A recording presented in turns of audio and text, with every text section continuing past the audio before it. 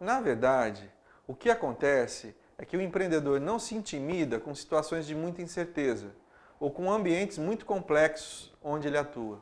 O empreendedor acaba encontrando formas muito pessoais de tomar decisões, mesmo que haja muitas incertezas. Essas incertezas podem atuar, por exemplo, sobre os mercados em que ele está atuando ou querendo atuar, sobre quais vão ser os resultados das tecnologias que ele está criando, e mesmo sobre as incertezas que contestam a real capacidade de se criar e gerenciar um novo empreendimento. Assim, essas ferramentas, essas heurísticas, esses vieses acabam se transformando em verdadeiros guias eficientes e guias eficazes para tomar decisões. Essas heurísticas e esses vieses acabam acelerando e agilizando as decisões, mesmo em situações de incertezas. Outro exemplo mostra que empreendedores, quando usam essas heurísticas e esses vieses, não buscam um procedimento de otimização baseado em estatísticas. Eles não tentam otimizar, buscar a melhor solução possível, mas simplesmente se satisfazem com uma solução que seja suficientemente boa e suficientemente aceitável. É o significado da frase muito comum que nós estamos sempre ouvindo, que é aquela frase que diz que o bom é inimigo do ótimo. Mas ao mesmo tempo em que há vantagens na maneira empreendedora de tomar decisões, o uso excessivo de heurísticas, muito simplistas, e outros vieses psicológicos e cognitivos podem fazer com que as decisões sejam tomadas sem dados apropriados ou sem análise suficiente. Dessa forma, os empreendedores podem acabar tomando decisões pobres, somente porque querem continuar seguindo a sua carreira de empreendedor. O empreendedor pode acabar prosseguindo no processo empreendedor, ignorando vários riscos e incertezas, ao invés de comprometer mais tempo para uma análise mais profunda do problema e da decisão a ser tomada. É importante também pensar que cada fase do processo empreendedor vai exigir decisões importantes relacionadas. Cada fase tem seu contexto específico, tem suas próprias condições. Assim, os empreendedores têm que tomar decisões bem específicas relacionadas à avaliação das oportunidades de novos negócios e fatores como a formação educacional, a forma como os empreendedores respondem emocionalmente às oportunidades e a maneira como percebem o seu ecossistema interferem nas decisões dessa fase. Quanto à decisão seguinte, de entrada em um novo empreendimento, há um estilo de tomada de decisão mais adaptativo, principalmente em ambientes complexos e dinâmicos, diferente do estilo que seria praticado se o empreendedor tivesse um ambiente mais estável, quando tomaria decisões mais baseadas numa pesquisa mais sistemática e mais estruturada. Durante a fase de exploração de oportunidades, as decisões dos empreendedores vão ser influenciadas pelos seus conhecimentos e experiências. Interferem ainda nessa fase fatores que atuam sobre a decisão empresarial de internalizar ou terceirizar a exploração de uma nova oportunidade, no caso do empreendedorismo em ambientes mais corporativos. É interessante notar que nesta fase é onde se dá um planejamento mais intenso e sistemático do novo negócio. Mesmo os planos de negócios mais tradicionais e mesmo todas as técnicas mais novas de planejamento e gestão, como o Lean Startup, vistas com mais detalhes nas competências de gestão, se não são decisivos para garantir o sucesso de um novo empreendimento, podem servir para ajudar os empreendedores a avaliar cursos de ação alternativos. Esses cursos de ação podem ser, por exemplo, explorar uma ideia ou, alternativamente, abandoná-la e adotar estratégias adaptativas. Ou seja, prevalece a função mais ampla de qualquer bom planejamento.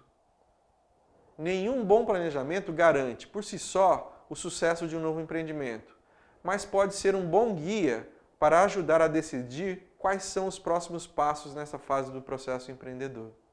Para finalizar o nosso conteúdo sobre as competências de decisão, vamos trabalhar com uma situação prática para pensarmos a questão das competências de tomada de decisão para o empreendedor. Quando o empreendedor decide criar um novo empreendimento e resolve escolher os seus sócios, esta é uma tarefa que quase sempre tem mais elementos subjetivos do que objetivos. Esta é uma situação que tem mais elementos intuitivos do que elementos conscientes e racionais por parte do empreendedor. pense bem na seguinte pergunta. Você conhece algum empreendedor que resolveu montar um time de sócios usando, por exemplo, um processo seletivo mais ou menos parecido com os processos seletivos que as empresas usam para contratar seus colaboradores? Ou seja, um empreendedor que resolveu fazer um processo seletivo formal, estruturado, organizado, com critérios bem definidos para criar os perfis profissionais e pessoais dos seus futuros sócios. Esta é uma situação bastante rara e difícil de acontecer. Porque, como vimos, os empreendedores não ficam esperando as incertezas ficarem mais claras, não esperam as dúvidas desaparecerem para tomar as decisões. Eles estão sempre querendo se antecipar e, por isso, às vezes tomam decisões muito mais baseadas numa percepção mais subjetiva do que numa percepção mais objetiva. Um elemento bastante comum nos processos de decisão para a escolha dos sócios é a presença de relações de amizade entre as pessoas. Mas as relações de amizade são marcadas por fatores subjetivos e emocionais, e esses fatores influenciam uma decisão tão difícil e definidora do futuro do empreendimento e dos empreendedores, como é o caso da decisão da escolha dos sócios. E vejam o quanto as relações de amizade podem causar situações ambíguas, ou seja, situações que podem trazer vantagens e desvantagens que não atuam somente na decisão de escolha do sócio, mas podem perdurar pelo tempo em que os sócios atuam juntos no novo empreendimento. Este é um exemplo típico de uma heurística, ou seja, é uma simplificação da decisão. O empreendedor acredita que se ele escolher os sócios pelos vínculos de amizade, este procedimento facilita o processo de decisão e torna a decisão menos custosa, em todos os sentidos, do que se ele usasse, por exemplo, o procedimento de fazer um processo seletivo para encontrar os seus sócios. E quais são os vieses e distorções que ele acaba utilizando? Por exemplo, o excesso de confiança num determinado sócio pode ser uma atitude que pode causar prejuízos para o empreendimento, principalmente nos momentos em que as relações de amizade têm que desaparecer para dar vazão a critérios de profissionalismo na gestão do novo empreendimento. Mas nessa situação concreta que nós estamos tratando, será que cabe a pergunta: será que o empreendedor que vai tomar uma decisão importante como esta, de montar um time de sócios, não tomaria essa decisão com mais propriedade se misturasse mais elementos racionais com elementos mais subjetivos? É claro que ele não precisa ser tão radical e estruturar um processo seletivo tão formalizado e tão rígido, mas é evidente que o empreendedor poderia tirar vantagem da combinação equilibrada de elementos objetivos e subjetivos na hora de escolher seus sócios.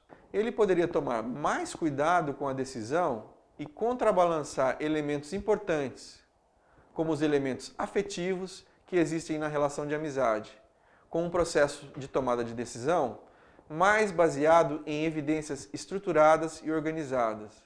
Ou seja, o empreendedor pode tomar decisões mais estruturadas e organizadas com base em fatos mais objetivos, do que simplesmente tomar decisões baseadas na experiência pessoal. Decisões baseadas em evidências vão sempre valorizar informações e dados concretos que estão disponíveis para a decisão. É claro que não é objetivo do nosso curso descobrir e esgotar todos os tipos de heurísticas e vieses, como são formados, como são engatilhados e como são utilizados pelos empreendedores. Mas essa situação concreta que acabamos de apresentar pode dar uma boa ideia da importância das competências de tomada de decisão para os empreendedores. Vimos então como os empreendedores têm um estilo de pensamento e de práticas na hora de tomar a decisão, que é bastante flexível e versátil. Na hora de decidir, o empreendedor consegue equilibrar pensamentos e práticas que são analíticos, racionais e lógicos, com pensamentos e práticas que são mais intuitivos, emocionais e criativos.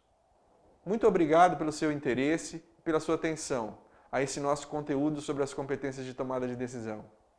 Espero você no nosso próximo encontro. Até mais!